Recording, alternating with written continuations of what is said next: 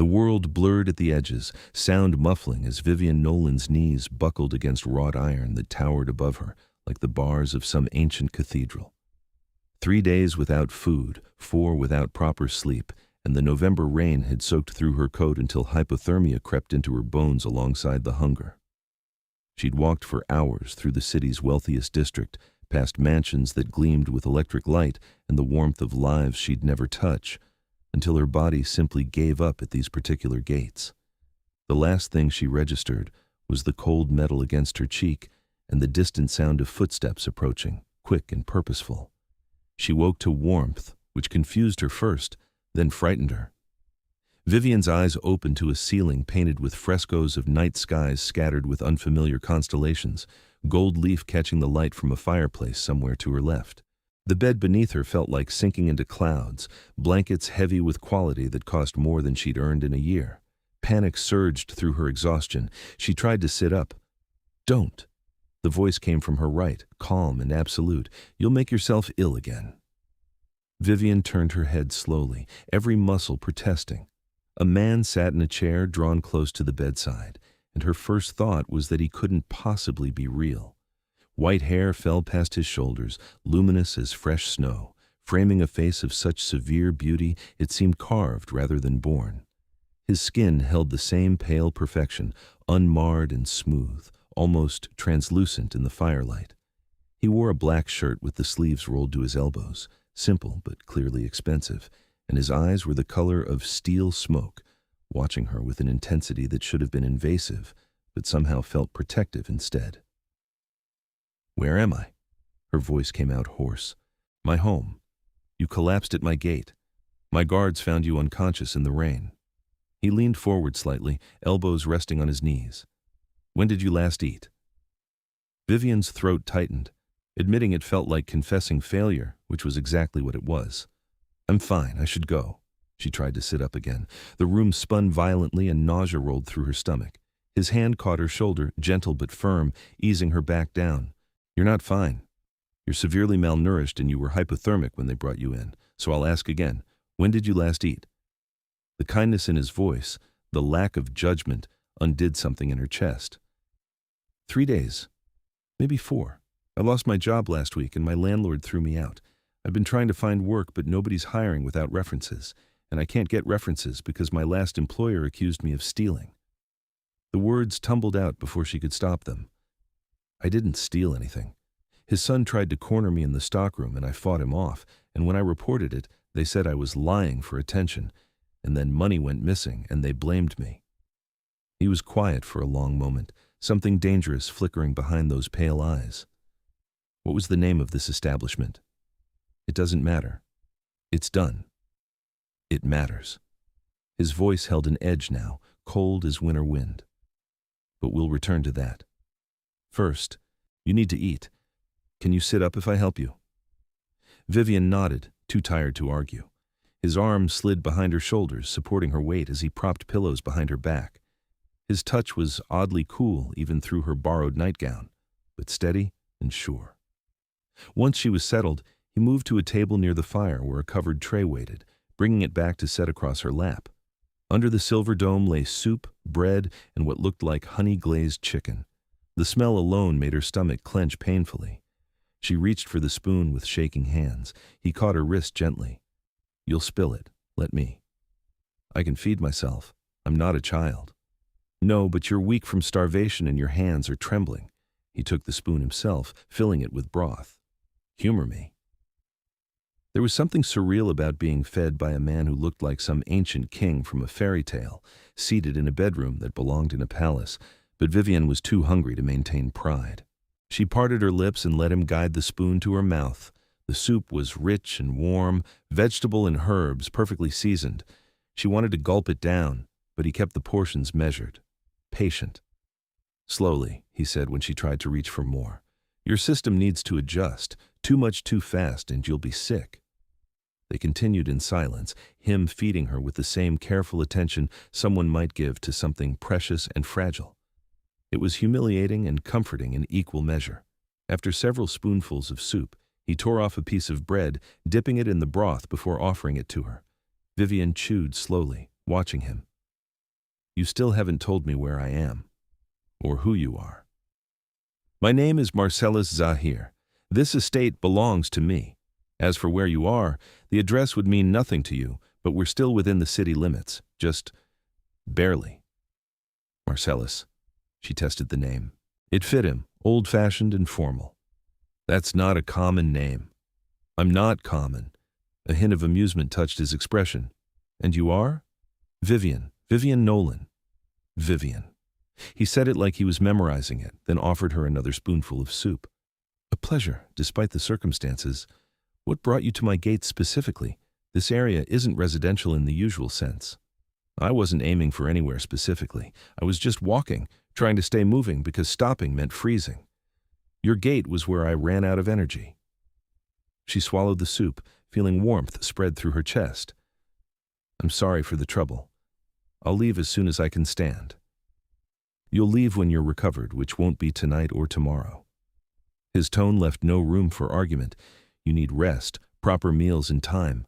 I have all three in abundance. I can't pay you. I don't recall asking for payment. Vivienne studied him, searching for the catch. Men didn't offer kindness without wanting something, not in her experience. Why are you helping me? Marcellus was quiet for a moment, setting the spoon down to meet her eyes directly. Because you needed help, and I was in a position to give it. Because I've seen enough suffering in my life to recognize it, and I'm tired of walking past it. Because the world is cruel enough without adding to its cruelty through inaction. He picked up the spoon again. And perhaps because you fainted at my gate specifically, and I'm superstitious enough to think that means something. It was an honest answer, or at least it felt like one. Vivienne relaxed slightly against the pillows. Are you always this direct? Usually more so. I'm being gentle with you because you're unwell. That surprised a laugh out of her, weak but genuine. Marcellus's expression softened, something warm entering those strange pale eyes. He fed her more soup, then small pieces of the chicken, monitoring her carefully for any sign of distress. When she'd eaten about half the meal, he set the tray aside. That's enough for now. Any more and you'll make yourself sick. I'll have another meal brought up in a few hours. He stood, adjusting the blankets around her. Sleep now. You're safe here. Will you tell me one thing first? Vivienne asked as her eyelids grew heavy. If I can. What are you? You don't look like anyone I've ever seen. He went very still, studying her face. Whatever he saw there must have satisfied him, because he answered, I'm a vampire, Vivienne, one of the old blood, and yes, before you ask, that means exactly what you think it means.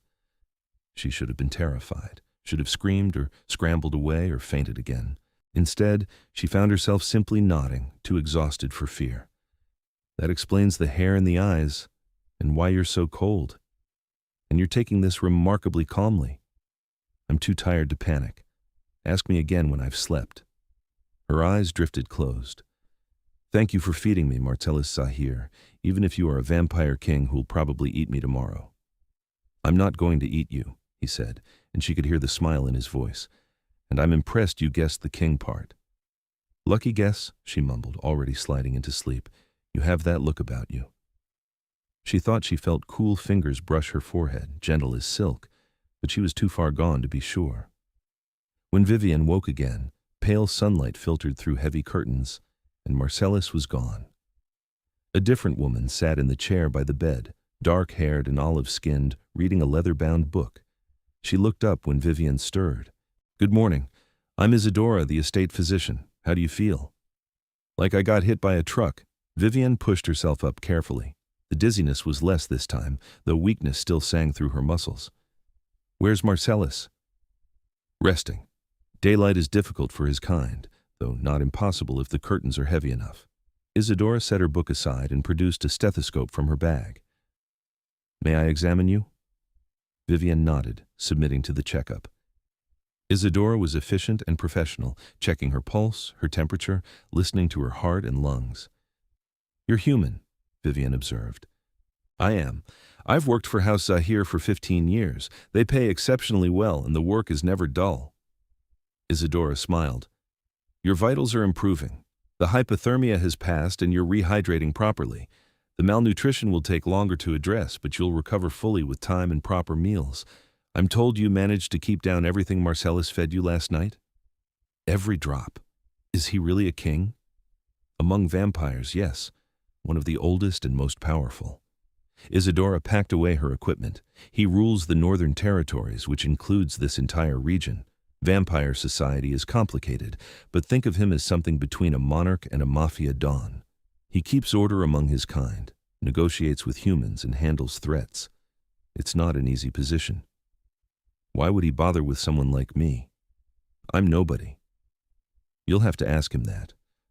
But I've known Marcellus for a long time, and he doesn't do anything without reason. Isadora stood. I'll have breakfast sent up.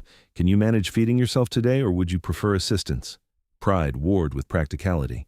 I can manage, I think. Good. Call if you need anything. There's a bell pulled by the bed. After Isadora left, servants brought breakfast, porridge with honey, fresh fruit, and tea.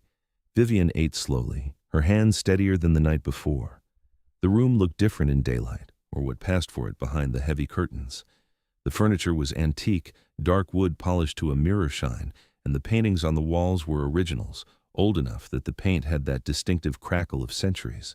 This wasn't just wealth, this was old money, vampire money, accumulated over lifetimes. She was finishing her tea when the door opened and Marcellus entered, and Vivienne understood what Isadora had meant about daylight being difficult. He looked drawn, shadows under his eyes that hadn't been there in the darkness, and he moved with less of that fluid grace, as though fighting exhaustion.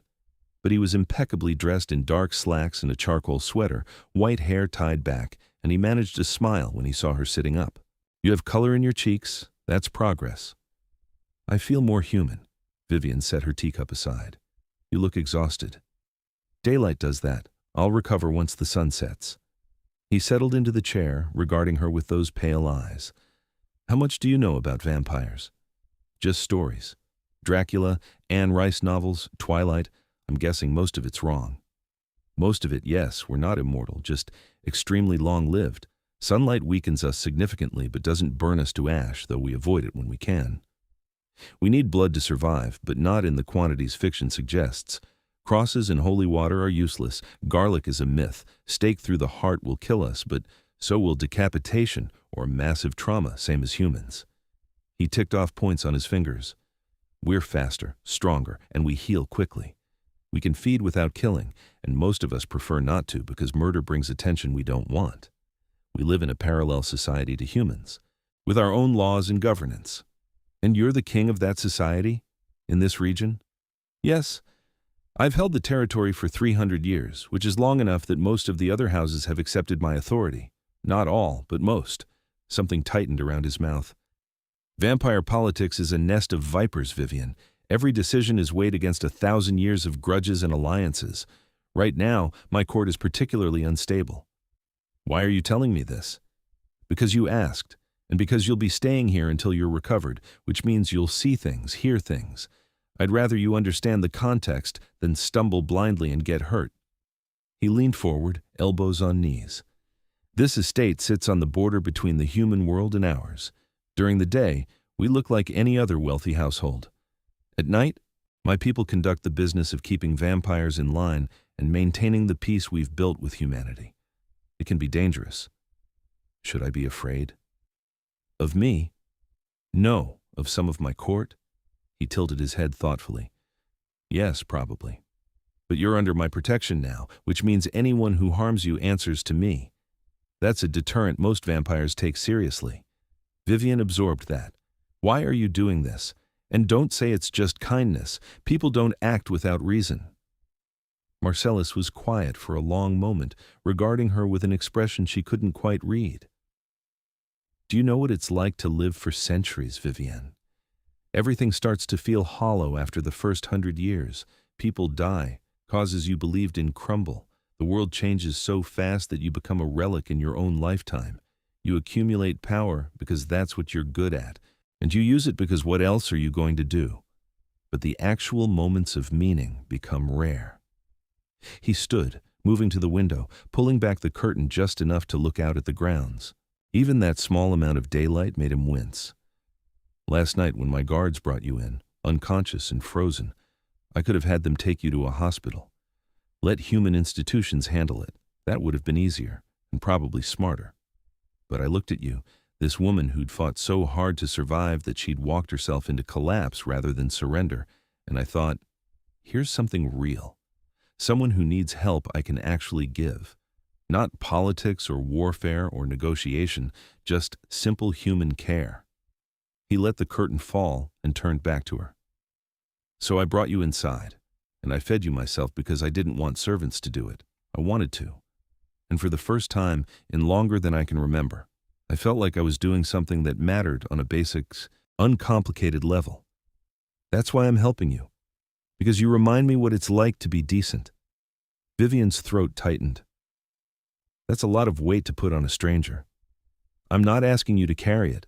I'm just being honest. He returned to his chair. You're free to leave whenever you want, Vivienne, but I'd like you to stay until you're healthy and stable. I have resources and you need them. Let me help. She wanted to refuse on principle.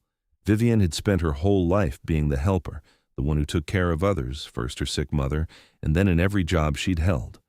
Being on the receiving end felt wrong, like weakness, but she was too tired to pretend she had better options. Okay, I'll stay until I'm better, but I won't just lie around being useless. If I'm staying, I need to be doing something. Marcellus's expression lightened. I'm sure we can find something. For now, focus on recovering. The rest can wait. Over the following days, Vivienne's strength returned gradually. Isadora visited twice daily, monitoring her progress, and meals arrived like clockwork, always perfectly calibrated to her recovering system. Marcellus came every evening once the sun set, sometimes to talk, sometimes to sit in companionable silence while he worked through correspondence, and she read books from his extensive library. He'd provided her with clothing in her size, simple but well made, and never asked questions about her past beyond what she volunteered. She learned things about him in fragments, that he'd been turned during the Renaissance in what was now Italy, that he'd built his power slowly over centuries, through alliances and careful strategy rather than brute force, that he loved music but couldn't play any instrument because vampire strength made him too clumsy with delicate things, that he read voraciously everything from philosophy to trashy detective novels, that he was fiercely protective of the humans who worked for his household, and that loyalty ran both ways. She also learned that his court was fracturing. She first noticed it 6 days into her stay, when she was finally strong enough to walk the corridors unassisted. Voices rose from behind a closed door as she passed, angry and sharp. She couldn't make out words, but the tone was clear enough. She mentioned it to Marcellus that evening. One of my vassals, he said, not looking up from the letter he was writing, disagreeing with my recent policies. What policies? I've been trying to modernize our laws, make them less brutal, more in line with human justice. Some of the older vampires see that as weakness. Is it? Not in any way that matters. He signed the letter with a flourish and set it aside. But they're old-fashioned. They remember when vampires could kill with impunity, when humans feared us absolutely. They see cooperation with humanity as surrender, and they see me as too soft because I prefer negotiation to violence. Vivienne frowned. You're not soft. I know that. You know that. But perception is its own kind of reality in vampire politics. He met her eyes. Tell me, what do you see when you look at me? Someone powerful who chooses to be kind, someone who could hurt people but doesn't, someone carrying a lot of weight alone. The alone part is the problem. Marcellus stood, moving to the fireplace. A king is only as strong as the loyalty of his vassals. Mine is eroding. Then shore it up. Remind them why they follow you. It's not that simple. Isn't it? Vivienne surprised herself with her boldness, but she'd spent enough time with Marcellus now to recognize when he was overthinking. You said vampire politics is all grudges and alliances, so what do they want? What would make them fall in line? Blood, demonstrations of power, a return to the old ways. His jaw tightened. All things I'm trying to move us away from. Then you're at an impasse. Either you give them what they want and compromise your principles, or you hold firm and risk rebellion. She stood, moving to join him by the fire. But there's usually a third option, isn't there? Something that shows strength without brutality. You're clever enough to find it. Marcellus looked at her, something shifting in his expression. You have an interesting mind. Vivienne Nolan. I spent 2 years managing a restaurant where the owner was an idiot and the staff was constantly fighting. You learn to navigate politics when your paycheck depends on it. She smiled slightly. Vampire court can't be that different from a dysfunctional kitchen. That startled a laugh out of him, genuine and surprised. I like you. The words hung between them, weighted with more than simple friendship. Vivienne's pulse quickened. I like you too, even though you're a vampire king with enormous problems. Especially because I'm a vampire king with enormous problems? Maybe. She held his gaze. Or maybe just because you fed me soup when I was dying and didn't ask for anything in return. Something changed in that moment, a shift so subtle she almost missed it. The air between them felt charged, possibility crackling like static. Marcellus reached out slowly, giving her time to pull away, and tucked a strand of hair behind her ear. His fingers were cool against her skin. You should rest. It's late. I'm not tired. Vivienne, I know. You're trying to be honorable. You think I'm vulnerable and you don't want to take advantage. She caught his hand before he could withdraw it. But I'm not some fragile thing you saved. I'm getting stronger every day, and I'm allowed to feel what I feel. What do you feel? Safe, interested. Like maybe fainting at your gate was the best accident of my life. She squeezed his hand gently. What do you feel? Marcellus was silent for a long moment, his thumb tracing absent patterns on her wrist. Like I want to keep you. Like I've been waiting 300 years without knowing what I was waiting for, and now you're here and everything makes sense. And like that's completely unfair to you, because you didn't ask for a vampire's attention, and you certainly don't need the complications that come with it. Let me worry about what I need. You're still recovering. You're not thinking clearly. I'm thinking clearer than I have in months. Vivienne stepped closer, close enough that she could feel the coolness radiating from him. You don't have to protect me from yourself, Marcellus. I'm not afraid of you. Perhaps you should be. Why? Are you planning to hurt me? Never, but others might if they think you matter to me, and you're starting to far more than is wise. Then I'll be careful. We'll both be careful. But don't push me away because of what might happen. She rose on her toes, pressing a soft kiss to his jaw. I've spent my whole life playing it safe and being responsible and doing the right thing, and where did it get me? Starving on the street. Maybe it's time I took a risk on something I actually want. Marcellus's control cracked. His arms came around her, pulling her close, and his forehead rested against hers. You're going to be the death of me. You're already dead. Technically undead. His breath ghosted across her lips. There's a difference. Show me. He kissed her then, and it was nothing like she'd expected. Soft despite his strength, careful despite his hunger, achingly tender despite everything he was. His mouth was cool but warmed against hers, and when her hands slid into his white hair, he made a sound low in his throat that sent heat pooling in her stomach. When they finally broke apart, both breathing hard, Marcellus rested his forehead against hers again. This is a terrible idea. Probably. My court is going to lose their minds. Let them. You're only human. I'll outlive you by centuries. Then we'd better make the time count. Vivienne pulled back enough to meet his eyes. I'm not asking for forever, Marcellus. I'm asking for now. Is that something you can give me? He studied her face, searching for doubt or fear. Whatever he found satisfied him. Yes. For now, and for as long as you'll have me. But Vivienne, there are things you need to understand about what it means to be involved with vampire royalty. The danger is real. Then teach me. Help me understand. Let me in. She cupped his face in her hands. You said I remind you what it's like to be decent. Let me remind you what it's like not to be alone. Marcellus closed his eyes, leaning into her touch. When he opened them again, the vulnerability there took her breath away. I've been alone for so long. I know, me too. Vivienne kissed him again, gentler this time. Not anymore. The following evening, Marcellus introduced her to his council. Vivienne had been nervous about it all day, but he'd been adamant that if she was staying, if they were doing this, then his people needed to know she was under his protection officially.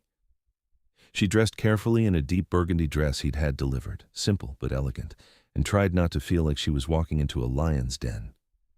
The council chamber was underground, accessed through a hidden door in the library that led to stone stairs descending into the earth.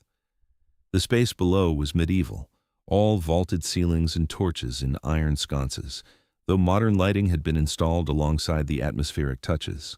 A long table dominated the center, surrounded by high-backed chairs, and the vampires seated there turned as one when she and Marcellus entered. There were 7 of them, 5 men and 2 women, all with that same distinctive pale hair and white skin, though the shades varied. Some looked young, barely older than Vivienne herself. Others had the weight of ages in their eyes. All of them watched her with predatory intensity that made her skin crawl. Marcellus's hand settled at the small of her back, warm pressure despite his natural coolness. "This is Vivienne Nolan. She's my guest and under my personal protection. Anyone who harms her or threatens her answers to me directly. Is that understood?" Silence, thick and measuring. Then one of the men, dark-eyed and sharp-featured, spoke. "Bringing humans into court business is unprecedented, my lord. Surely you see the security concern." "I see an attempt to question my authority, Lord Draven. Would you like to continue down that path?" The temperature in the room seemed to drop 10 degrees. Draven's jaw tightened, but he dipped his head in acknowledgement. "Of course not, my lord. I merely seek clarity." "Then here's your clarity. Miss Nolan is my concern, and mine alone. She'll be living at the estate indefinitely, and she'll be attending certain councils as I see fit. Treat her with the same respect you'd show me." One of the women, silver-haired and beautiful as a knife, leaned back in her chair. "How very interesting. Tell me, Miss Nolan, what exactly do you bring to our court? What makes you worth such extraordinary protection?" Vivienne felt Marcellus tense beside her, but she spoke before he could. "I don't bring anything except an outsider's perspective, Lady Seraphine. Lady Seraphine, I'm not here to claim power or position. I'm just someone who happened to need help at the right gate." She met the vampire's cold gaze steadily. "But since I'm staying, Marcellus thought it better that I understand how things work here. Isn't that smarter than keeping me ignorant and hoping I don't stumble into trouble?" A slight smile touched Seraphine's lips. "She has a spine, at least." "Very well. Welcome to our nest of vipers, Miss Nolan. Try not to get bitten." The rest of the meeting was procedural, discussions of territory disputes and blood supply chains and conflicts with neighboring vampire houses. Vivienne listened more than spoke, trying to understand the dynamics at play. It became clear quickly that Marcellus was respected but not universally liked. Some of his vassals supported his reforms, others, like Lord Draven, clearly longed for the old days of vampire supremacy. After the council dispersed, Marcellus walked her back upstairs. "You did well. Seraphine doesn't compliment easily." "She scared me less than Draven. He looks at you like he's planning a coup." "He has been for the last decade. He just hasn't found the right moment to strike." Marcellus said it casually, but there was steel underneath. "Draven is old blood from a time when vampires ruled through fear. He thinks I'm weak because I negotiate with humans instead of dominating them." "Are you worried he'll move against you?" "He's been moving against me in small ways for years, undermining my authority, building alliances with other dissatisfied lords. What worries me is that he might finally have enough support to make a real play for power." They reached the main floor, moving toward Marcellus's private study. "If that happens, it won't be a polite debate, it'll be blood and fire." Vivienne followed him into the study, waiting until he'd poured himself a drink before speaking. "What would happen to your reforms if he took over? Your attempts to modernize vampire law?" "They'd be repealed immediately. Draven would return us to the old ways. More violence, less accountability. Humans would suffer first, but vampires would too. Fear-based rule is unstable." Marcellus stared into his glass. "I can't let that happen." "So don't." Vivienne moved to stand beside him. "You said he's building alliances. Build better ones. You have supporters, right? The ones who believe in your reforms?" "Some. Not enough." "Then make it enough. Show the undecided ones why your way is better." She touched his arm. "You're good at this, Marcellus. You've held power for 3 centuries. You know how to play the game." "I'm tired of playing." "I know, but you're not done yet." She squeezed his arm gently. "What do you need? What would shore up your support?" Marcellus set down his glass, turning to face her fully. A demonstration of strength that doesn't involve violence, proof that modern methods work, and probably a miracle or two. Fresh out of miracles, but I'm pretty good at problem solving. Vivienne smiled slightly. Let me help. I know I'm just human, and I don't understand all the vampire politics, but I understand people. And from what I saw tonight, vampires are just people with fangs and grudges. You make it sound simple. Maybe it is, and you're too close to see it. He studied her for a long moment, then reached out to cup her face in his cool hands. How did I manage without you? Probably with a lot more stress and a lot less sleep. Marcellus kissed her, deep and slow, and when they broke apart, he rested his forehead against hers. Stay with me tonight. Not for anything improper, just stay. I don't want to be alone. I'm not going anywhere. They ended up in his private chambers. Vivienne curled against his side on an enormous bed, while Marcellus read through reports and occasionally asked her opinion on matters of policy.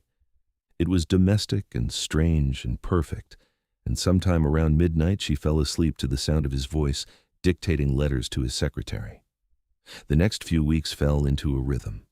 Vivienne's health continued improving until she felt stronger than she had in years, the stress of her old life falling away under regular meals and actual rest. She spent her days exploring the estate, talking with the human staff, and reading everything she could find about vampire history and politics. Marcellus gave her free access to his library, which was extensive, and included texts most humans would never see. She learned that vampire society was built on a feudal structure, with kings like Marcellus at the top, vassals beneath them, and common vampires below that. Power came from age, bloodline, and force of will. Marcellus held his territory through a combination of all three, but also through reputation. He was known as fair but ruthless when necessary, a king who kept his word, but didn't tolerate betrayal. The problem, she came to understand, was that fairness looked like weakness to vampires raised in crueler times. Draven wasn't alone in his dissatisfaction. A faction of at least 3 other lords shared his views, and they were quietly gathering support among the younger vampires by painting Marcellus as soft and old-fashioned in the wrong way. She mentioned it to Marcellus one evening as they walked the grounds under moonlight. They're using your decency against you. I'm aware. So stop being decent? If I do that, I become what they are. There's no point in ruling if I have to compromise everything I believe in to maintain power. He squeezed her hand. I'd rather lose with my principles intact than win by abandoning them. That's noble and stupid. I'm aware of that too. Vivienne stopped walking, tugging him to face her. There has to be a middle ground, something that shows strength without cruelty. You're clever, Marcellus. Find it. I've been trying for decades. Try harder, because Draven's not going to wait much longer, and when he moves, people will die. She touched his chest, feeling the slow beat of his heart beneath her palm. You're a good king. Don't let them take that from you. His arms came around her, pulling her close. I don't deserve you. You're right. I'm amazing. She smiled against his shoulder. But you're stuck with me anyway. The crisis came 2 weeks later, sudden and violent. Vivienne was in the library when she heard shouting, followed by the crash of something heavy breaking. She ran toward the sound, emerging into the main hall to find chaos. Draven stood in the center with 4 other vampires, armed and clearly ready for a fight. Marcellus faced them down, flanked by his loyal guards, his expression carved from ice. The air crackled with the kind of tension that preceded bloodshed. Stand down, Draven. This is your last warning. Marcellus's voice was perfectly calm, which somehow made it more terrifying. I think not, my lord. Draven's smile was all teeth. You've ruled long enough. It's time for new leadership, leadership that remembers what it means to be a vampire. You mean leadership that rules through terror and violence. We've been down that path. It leads nowhere good. It leads to power, to respect. Draven drew a sword, an actual sword like something from a museum. Face me, Zahir. Single combat for the throne as tradition demands, or are you too weak even for that? Marcellus's jaw tightened. Vivienne could see the calculation in his eyes. If he refused, he looked like a coward, and Draven would attack anyway. If he accepted, he risked death or injury that would weaken his position further. There was no good option. She stepped forward before thinking better of it. That's not tradition, that's theater. Every vampire in the room turned to stare at her. Draven's eyes narrowed. This doesn't concern you, human. Except it does, because I've been reading your histories, the old law books in Marcellus's library. Single combat was only invoked for matters of personal honor, not political disputes. Territory and throne challenges were decided by council vote, with combat as a last resort if the council deadlocked. She met Draven's glare without flinching. You're bastardizing tradition to manufacture an excuse for violence. That's not strength, that's manipulation. Silence, absolute and ringing. Then Seraphine, who'd been watching from the stairs, began to laugh. She's right. God help us, the human is right. Draven, you've been caught trying to rewrite history. Draven's face contorted with rage. She's lying. I'm not, and you know it. The text is in the library. Volume 12 of the Codex Sanguis, page 347. I memorized it yesterday. Vivienne looked around at the assembled vampires. If Lord Draven wants to challenge Marcellus's rule, there's a legitimate way to do it. Call a council, present his grievances, let the vassals vote. That's tradition. What he's trying to do is stage a coup disguised as honor. Marcellus moved to stand beside her, his hand finding hers. Is that what you want, Draven? A formal challenge? Because I'll give you one. Present your case to the full council, and we'll put it to a vote. If you truly believe my policies are wrong, convince our people of that legitimately. Draven looked trapped, his coup crumbling under the weight of actual law. He couldn't refuse without admitting he'd been trying to circumvent proper procedure, but accepting meant a fight he was less certain of winning. The other vampires with him shifted uncomfortably, clearly not having signed on for public debate. Fine, Draven spat finally. Formal council in 3 days. I'll present my case, and we'll see who the people truly support. He swept out with his allies, leaving tension thick in the air. Once they were gone, Marcellus exhaled slowly. That was either brilliant or suicidal. Probably both. Vivienne's hands were shaking now that the adrenaline was fading. Did I get the law right? I was mostly sure, but not completely. You got it exactly right. I'm impressed you found that passage. Most vampires don't even know it exists. He turned to face her, cupping her face in his hands. You just saved my life, or at least saved me from a fight I wasn't sure I could win. Thank you. Don't thank me yet. He's got 3 days to build his case. What's yours? Marcellus's expression turned grim. I don't know yet, but we'd better figure it out fast. The next 3 days were a blur of strategy and preparation. Marcellus called in every ally he had, working late into each night to shore up support and craft his arguments. Vivienne helped where she could, offering perspective and occasionally pointing out holes in his logic. She also took it upon herself to talk with the younger vampires, the ones who didn't remember the old days and had only heard stories. What she found was illuminating. Most of them didn't want to return to the brutal old ways. They liked the stability Marcellus provided, the peace with humans, the freedom to live without constant violence. But they were afraid. Afraid that Draven represented power and tradition, afraid that supporting Marcellus meant backing a losing side. She reported this to Marcellus the night before the council. They need to see that you're strong, not cruel, just strong, confident in your choices. She paced his study, thinking out loud. Draven's going to argue that your reforms weaken vampire society. You need to show how they strengthen it. I've been trying to do that for years.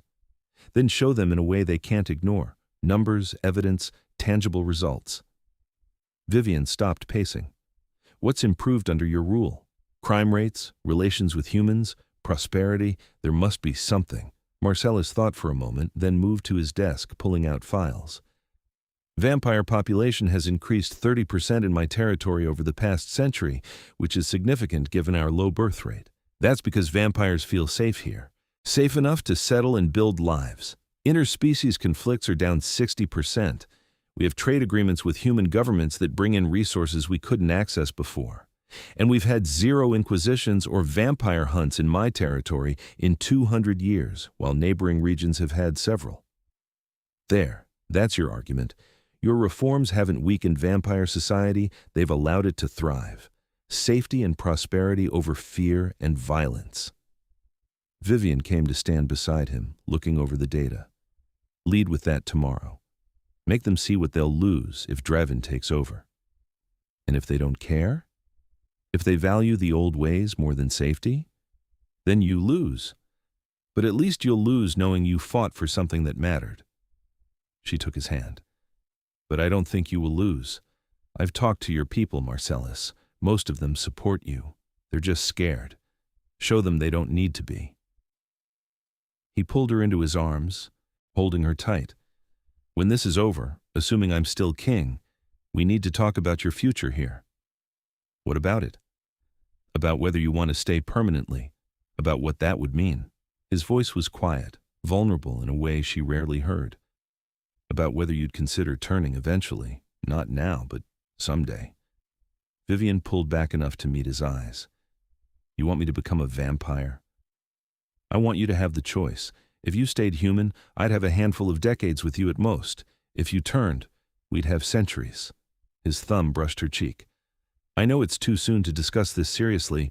We've barely known each other a month, but I need you to know that I'm thinking long term, that this isn't a passing fancy for me. It's not for me either. She kissed him softly. Let's get through tomorrow first. Then we can talk about forever. The council chamber was packed the following evening. Every vampire of standing crammed into the space to witness the challenge. Vivienne sat in the gallery with the human staff, watching as Marcellus and Draven faced each other across the long table. Seraphine presided as neutral arbiter, her silver hair gleaming in the torchlight. Lord Draven, you've called this challenge. Present your case. Draven stood, commanding the room with practiced ease. My fellow vampires, I stand before you today because our society is dying, not from external threats, but from internal rot. For 3 centuries, Marcellus Zahir has ruled this territory with an increasingly soft hand, making concessions to humans, weakening our laws, transforming us from the apex predators we were born to be into something docile and tame. He let that hang in the air before continuing. He speaks of peace and prosperity, but what he's really created is stagnation. We hide our true nature, apologize for our strength, beg for scraps from human governments. We've forgotten what it means to be vampire. We've forgotten our pride. Draven's gaze swept the chamber. I propose a return to the old ways, not mindless violence, but proper respect for our position in the world. We should rule from strength, not negotiate from weakness. We should take what we need rather than asking permission. We should remind humans why they feared us, and in doing so, remind ourselves who we are. He sat down to scattered applause, mostly from the older vampires. Marcellus remained seated, letting the moment breathe before he stood to respond. Lord Draven paints a compelling picture of vampire pride and power. What he doesn't mention is the cost. The old ways he romanticizes led to centuries of warfare, both among ourselves and with humans. Vampire hunts, inquisitions, entire bloodlines exterminated because we couldn't govern ourselves. Marcellus's voice was steady, calm, but it carried absolute authority. Yes, I've reformed our laws. I've built alliances with humans, and yes, that requires compromise. But look at the results. He gestured, and one of his staff projected data onto the wall, numbers and charts that Vivienne had helped him compile. Our population has grown more in the last century than the previous 5 combined. We're prosperous, we're safe. Our young people can walk human streets without fear of being staked. We have access to technology, medicine, art, everything human civilization offers, because we chose cooperation over domination. That's not weakness, that's intelligence. The world has changed, and we changed with it. Those who didn't adapt are gone, their houses extinct, their bloodlines ended. He met Draven's glare across the table. You want to return to the old ways? Fine. But be honest about what that means. War with humans who have weapons that can kill us from 1,000 yards away. Isolation from a global economy we depend on. The constant paranoia of wondering which of your allies will stab you in the back, because that's how things worked back then. Everyone scrambling for power, no one trusting anyone. Marcellus leaned forward, his intensity filling the room. I've given you stability. I've given you the freedom to live your lives without looking over your shoulder every moment. I've built something that will last not just decades, but Centuries, because it's founded on mutual interest rather than fear. And if you think that's weakness, then you don't understand what strength really means. He straightened. Strength isn't dominating those weaker than you. That's easy. Strength is having the power to destroy and choosing to build instead. Strength is adapting to a changing world rather than clinging to a past that killed more of us than any human army. Strength is looking at the future and deciding you want your children to inherit something better than endless war. The silence when he finished was profound. Vivienne could see vampires exchanging glances, weighing what they had heard. Even some of Draven's supporters looked uncertain. Seraphine stood. The council will now vote. All those in favor of Lord Draven's challenge signify. 4 hands went up. Draven's core supporters, the old guard who'd never accepted change. All those in favor of confirming Marcellus Zahir's continued rule. 15 hands rose, including Seraphine's own. The remaining vampires abstained, but the message was clear.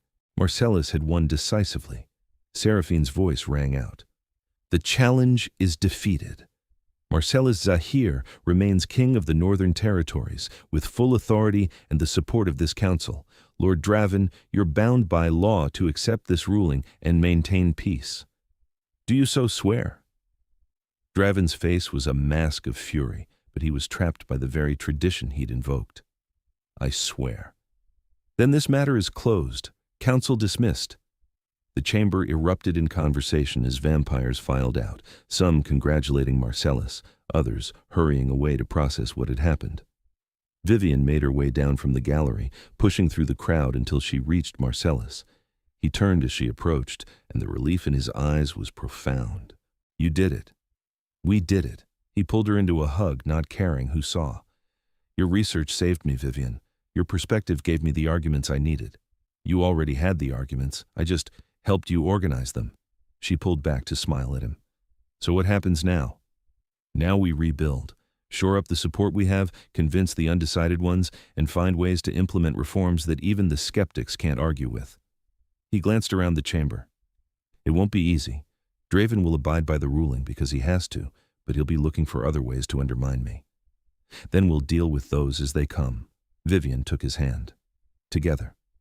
Marcellus raised her hand to his lips, kissing her knuckles. Together. In the weeks that followed, Marcellus moved quickly to consolidate his victory. He promoted vampires who'd supported him, gave more authority to those who shared his vision, and began implementing new programs designed to show the benefits of his approach. Trade agreements were expanded. Educational exchanges with human universities were established. A new code of law was drafted that balanced vampire tradition with modern ethics. Vivienne found herself drawn deeper into court life, no longer just an observer, but a participant. Marcellus valued her input, her outsider's perspective, and gradually the other vampires began to accept her presence. She'd proven herself during the challenge, shown that she understood their politics and could navigate their world. Respect came slowly, but it came. She also grew closer to Marcellus himself, the relationship that had sparked that first night deepening into something profound.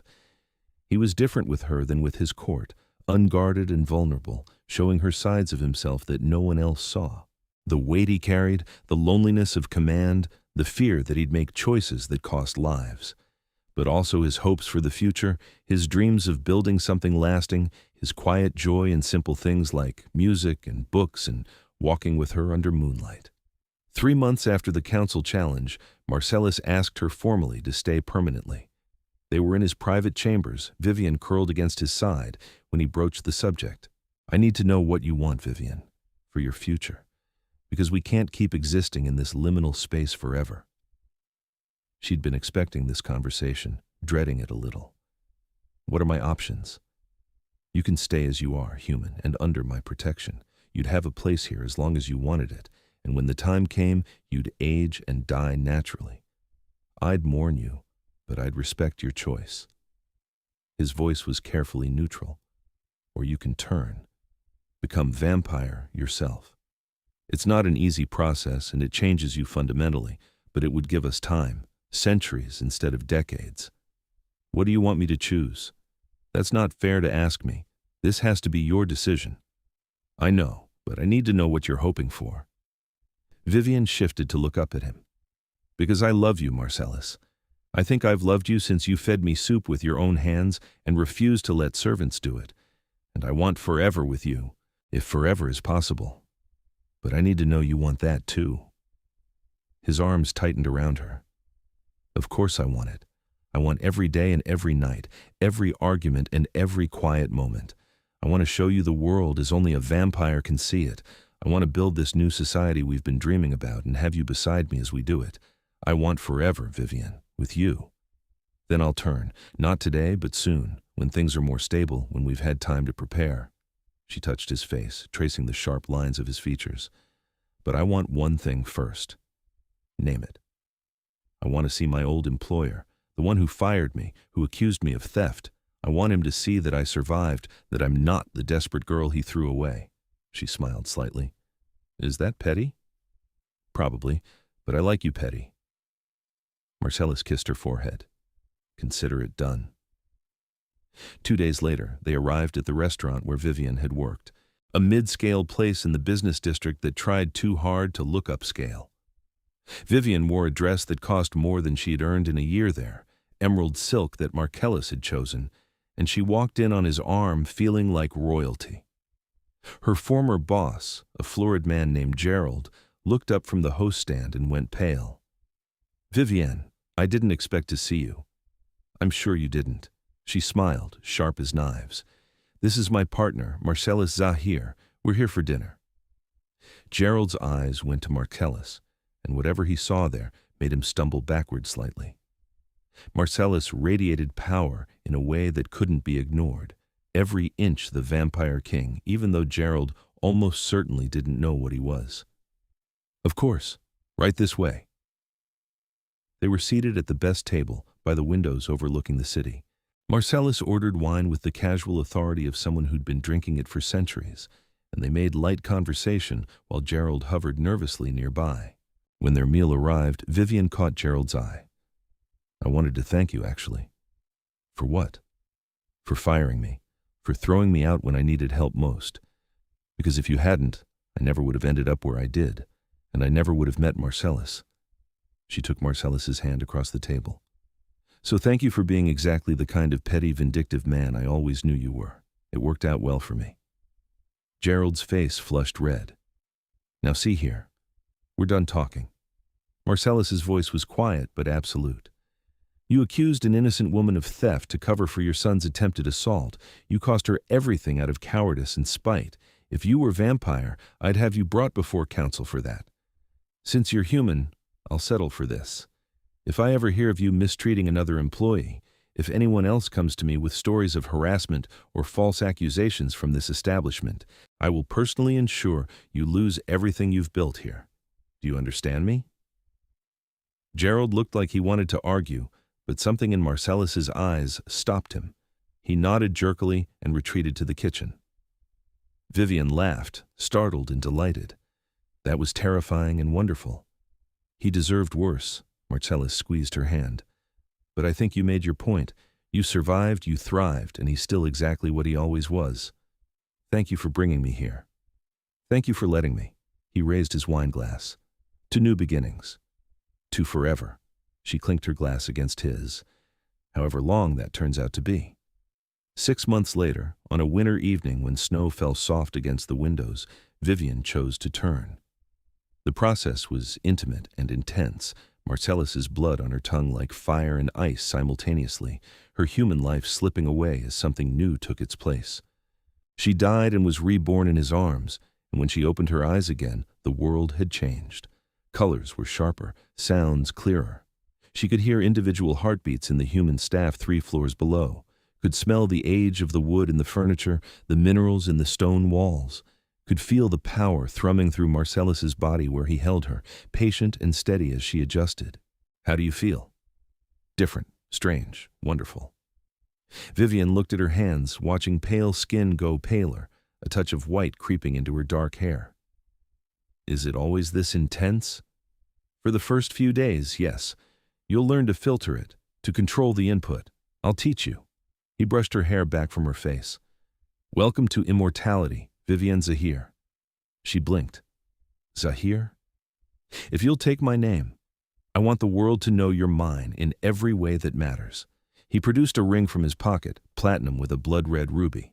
"Marry me, by vampire law and human law both. Be my queen in truth, not just in practice." Vivienne took the ring with shaking hands, sliding it onto her finger. It fit perfectly. Yes, to all of it, yes.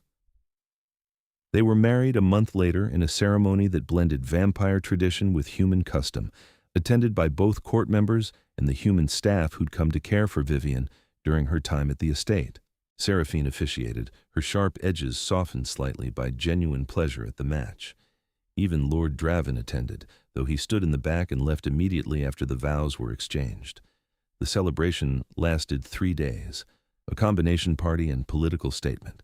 Marcellus was cementing his reformed court, showing his people that change didn't mean weakness, that a human could become vampire and bring strength rather than dilution, that love and power weren't mutually exclusive. On the final night, when all the guests had finally departed and the estate was quiet again, Marcellus and Vivienne stood on the balcony of their chambers, looking out over the snow-covered grounds. "Do you miss it? Being human?" he asked quietly. "Sometimes I miss the simplicity, but I don't regret this." Vivienne leaned into his side, marveling at how their temperatures matched now, both cool as winter air. "I chose this, I chose you, and I'd choose it again." "Good, because you're stuck with me for a very long time now." He turned to face her, pulling her into his arms. "I never thanked you properly for saving me, for seeing me when I was lost, for reminding me what I was fighting for. You saved me first, fed me soup with your own hands when I was dying at your gate." She smiled up at him. "I think we're even. Never even. I'll be grateful for you every day of our very long lives." Marcellus kissed her, deep and sure. "I love you, Vivienne Zahir, my queen, my partner, my equal. I love you too, my king, my protector, my home." The first council session with Vivienne formally seated at Marcellus's right hand came 2 weeks after their wedding. She'd been nervous about it, worried that the vampires would resent her elevated position, but Marcellus had been adamant. She'd earned her place through intelligence and courage, and he wanted that recognized officially. The chamber filled with the usual suspects, all the lords and ladies of sufficient standing to have council voice. Draven attended, as was his right, though he positioned himself as far from the high table as possible. Seraphine sat 3 seats down from Vivienne, looking vaguely amused by the whole arrangement. Marcellus called the session to order.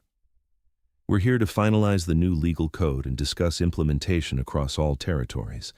Lady Zahir has been instrumental in drafting these reforms, bringing perspective that many of us lack.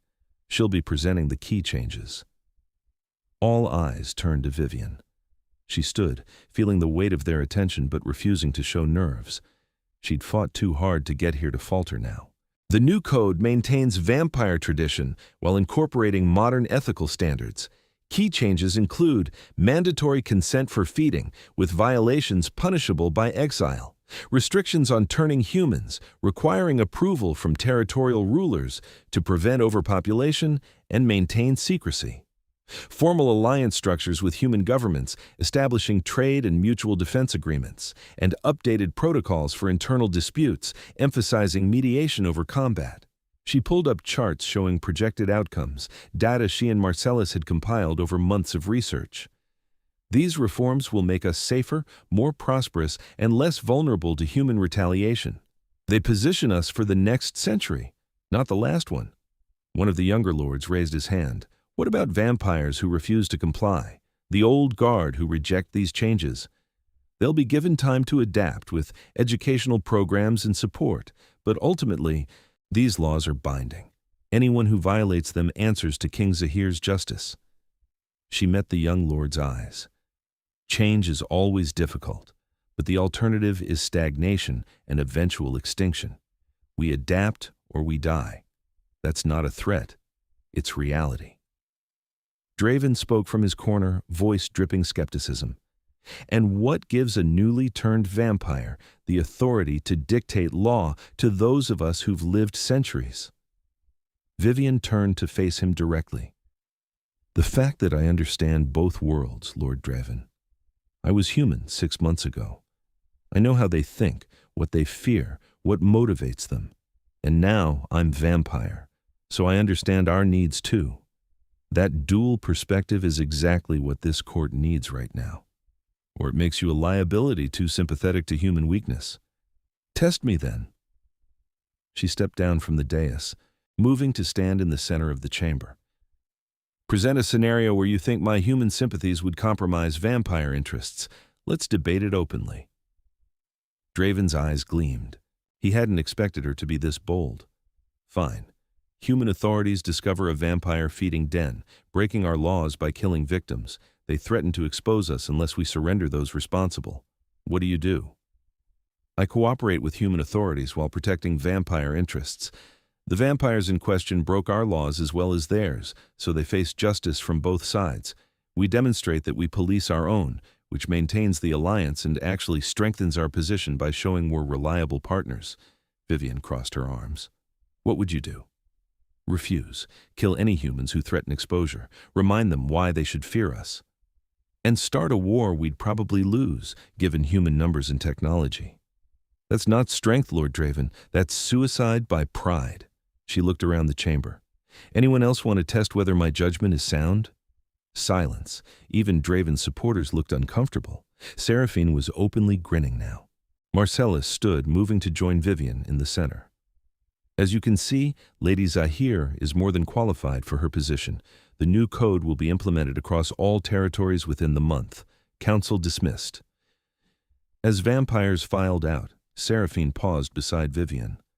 That was well done. You've got a spine of steel under all that newfound vampire grace. I learned from the best. Vivienne glanced at Marcellus, who was speaking quietly with some of his supporters.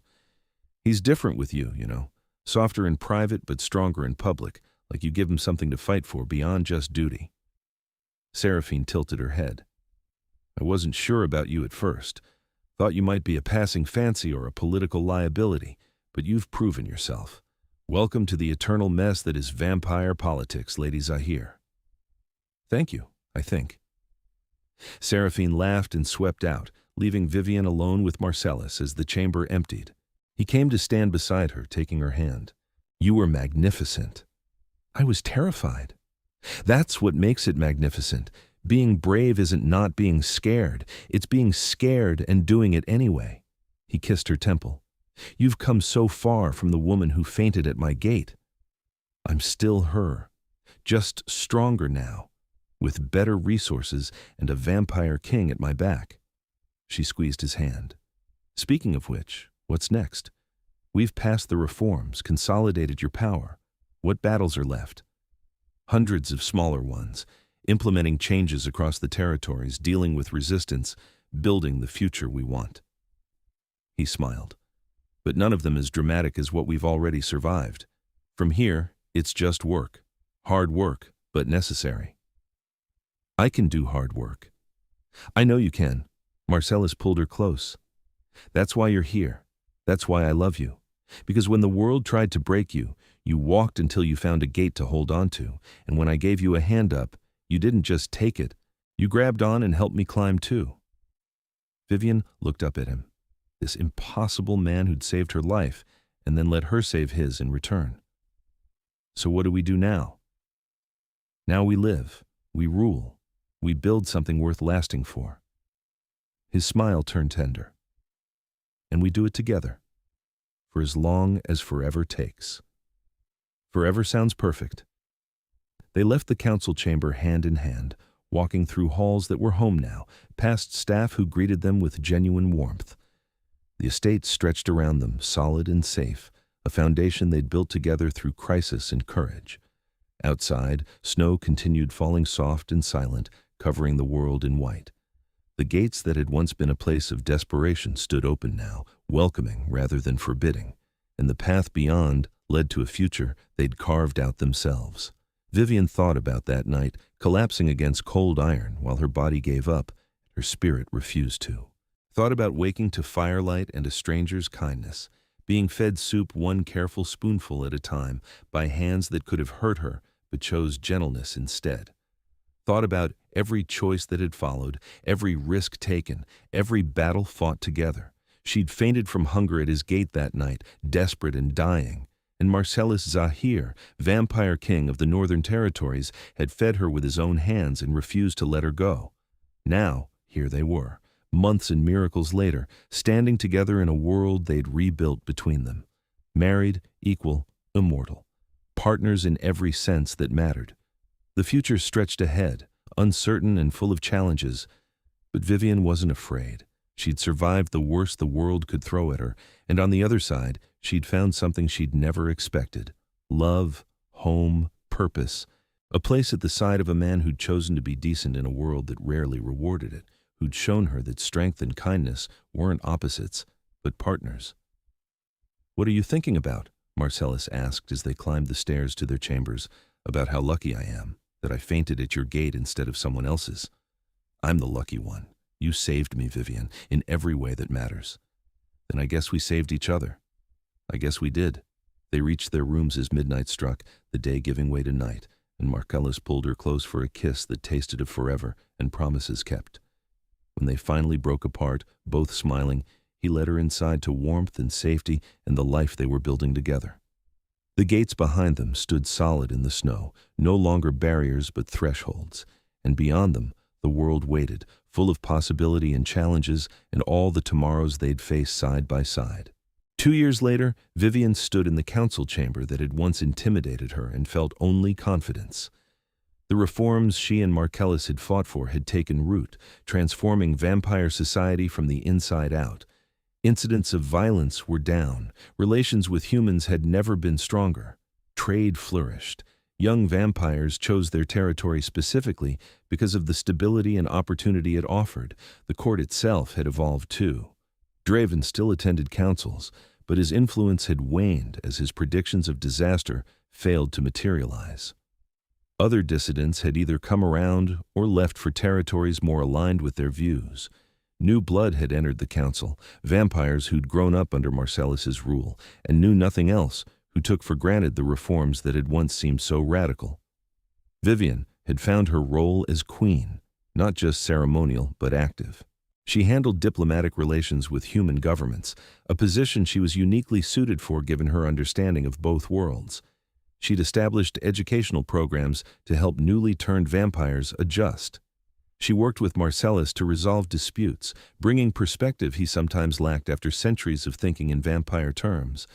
And she loved him more with each passing day, the connection between them deepening from passionate beginnings into something bedrock solid. They'd weathered storms together, political and personal, and come through stronger for it. Tonight was special, though. Tonight marked the anniversary of that first night when she'd collapsed at his gates and he'd fed her soup with his own hands. They'd made it tradition to commemorate the date, a private celebration of the moment their lives had collided. When the council session ended, Marcellus found her in their chambers, changing out of formal robes into something more comfortable. He came up behind her, wrapping his arms around her waist and resting his chin on her shoulder. 2 years. Feels like yesterday and a lifetime ago simultaneously. She leaned back against him. "Do you ever regret it, taking me in?" "Never. Not once. Not even during the rough patches." He turned her in his arms. "You're the best thing that's happened to me in 300 years, Vivienne. You reminded me what I was fighting for. You made me better. You were already good. You just needed someone to see it. Then thank you for seeing it, for seeing me." He kissed her softly. "I have something for you." He produced a small box from his pocket. Inside lay a pendant, a teardrop ruby surrounded by diamonds, old and exquisite. "This belonged to my mother back when I was human. I've carried it for 3 centuries, waiting for someone worthy of wearing it." Vivienne's breath caught. "Marcellus, I can't." "You can and you will. You're my wife, my queen, my partner. You've earned this 100 times over." He fastened it around her neck, the pendant settling perfectly at her throat. "There. Beautiful." She touched it reverently, feeling the weight of history and love. "Thank you. For this, for everything. For being exactly who you are." "Right back at you." He took her hands. "I know immortality is still new for you, that sometimes you miss your human life, the simplicity of it. And I know the next centuries will bring challenges we can't predict. But I want you to know that no matter what comes, we'll face it together. You and me against the world. You and me against the world, Vivienne echoed. I like the sound of that. They stood there in the quiet of their chambers, two people who'd found each other against all odds, who'd built something beautiful from desperate circumstances, the girl who'd fainted from hunger and the vampire king who'd refused to let her die. Partners now, equals, facing an infinite future with courage and love. Outside, the estate sprawled under starlight, peaceful and prosperous. The gates stood open, welcoming rather than forbidding. And inside, in the heart of power and purpose, two people held each other close and knew they were exactly where they belonged. The world would keep turning. Challenges would come. Politics would complicate things. But they'd weather it all together, this strange pair who'd saved each other when salvation seemed impossible. And if you'd told Vivienne that night, collapsing in the rain with her body failing and her hope exhausted, that she'd end up here, queen of vampires, wife to a king, immortal and powerful and deeply loved, she never would have believed you. But life had a funny way of surprising you, of taking your worst moments and transforming them into beginnings, of putting you exactly where you needed to be, even if the journey there nearly killed you. She'd fainted from hunger at his gate that cold November night. And Marcellus Zahir, vampire king with ancient power and endless resources, had knelt beside a dying stranger and fed her with his own hands because it was the decent thing to do. Because in that moment, she'd needed help, and he could give it. And that simple act of kindness had changed everything. Sometimes the smallest gestures echo the loudest. Sometimes falling is how you learn to fly. Sometimes the worst night of your life is really the beginning of something extraordinary. Vivienne knew that now. Lived it every day. And as she stood in Marcellus's arms, the pendant warm against her skin and love solid in her chest, she silently thanked the universe for every terrible thing that had led her to these gates, this man, this life. Because she wouldn't trade it for anything, not safety or simplicity or the easy path she'd once imagined for herself. This was better, harder, stranger, infinitely more complex, but better in every way that mattered. This was home. This was love. This was everything. And it all started with soup, kindness, and a vampire king who chose compassion when cruelty would have been easier. The rest, as they say, was history. Or in their case, immortal history, stretching forward through centuries yet to come, full of challenges and triumphs and ordinary moments that added up to extraordinary lives. Together, always together, they'd face whatever came next. And that was more than enough.